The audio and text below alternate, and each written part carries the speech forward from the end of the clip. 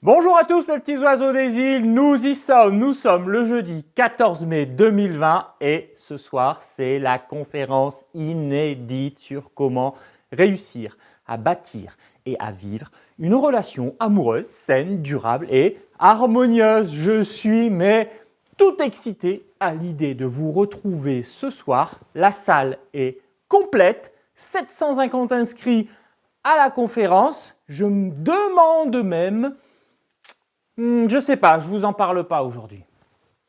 Nous sommes donc le jour 28.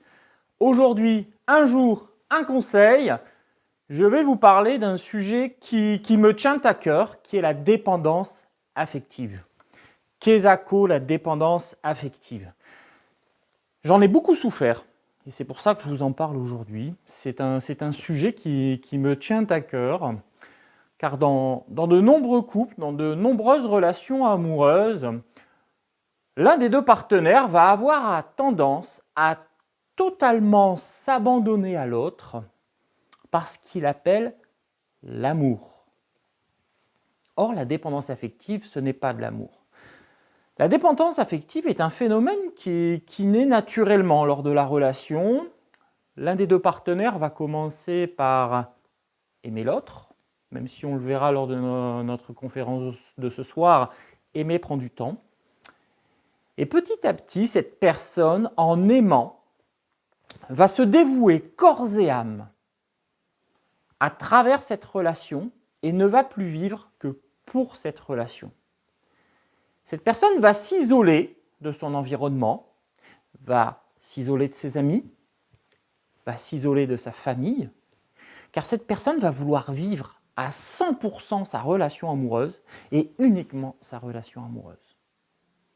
D'où vient ce phénomène? Ce phénomène vient d'un précédent conseil que je vous ai déjà donné sur les blessures. La peur du rejet, l'insécurité vont faire naître chez cette personne un besoin de devoir avoir l'autre que pour lui. Et donc cette dépendance affective va non seulement lui le couper du monde, mais va également étouffer le partenaire de la relation. Car le partenaire de la relation va devoir subir cette pression, car on parle bien de pression dans la dépendance affective, va devoir subir cette pression car le dépendant ou la dépendante affective va vouloir que son partenaire ou sa partenaire agisse de la sorte, en étant à 100% avec elle, en agissant avec elle, en se coupant du monde. Et le pire qui peut se produire dans ce type de phénomène, que l'on rencontre dans les relations amoureuses, c'est que les deux deviennent dépendants l'un de l'autre. C'est un phénomène assez rare qui se produit, mais cette dépendance affective réciproque peut être destructrice. Le couple s'isole, le couple vit en autarcie, le couple n'existe que pour le couple. Souvenez-vous, les deux individualités ont disparu.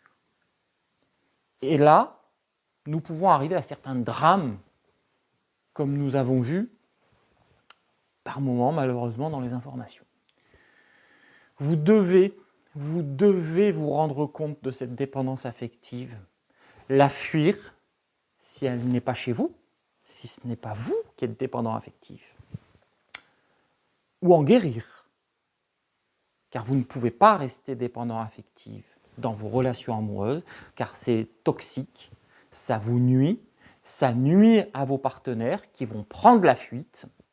Vous devez mettre en place des stratégies pour ne plus être dépendant affectif. Il existe des méthodes, nous en parlerons demain lors de la conférence, car au Canada, ils ont bien compris cette problématique de la dépendance affective. Et dès le plus jeune âge, ils expliquent aux enfants ou aux jeunes adultes comment ne pas tomber dans cette dépendance affective qui vous vide entièrement puisque vous donnez tout à l'autre et vous n'attendez plus rien pour vous. Voilà, c'était un jour un conseil, le sujet de la dépendance affective qui est un sujet vraiment qui me tient à cœur aujourd'hui.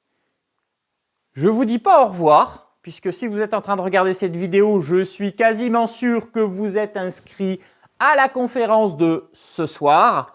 Vous pouvez toujours cliquer sur le lien en dessous ou au-dessus si vous souhaitez vous inscrire. La salle est complète, mais je mets en place une liste d'attente car on ne sait jamais, qui sait, peut-être que j'ouvrirai 50 places supplémentaires pour ce soir.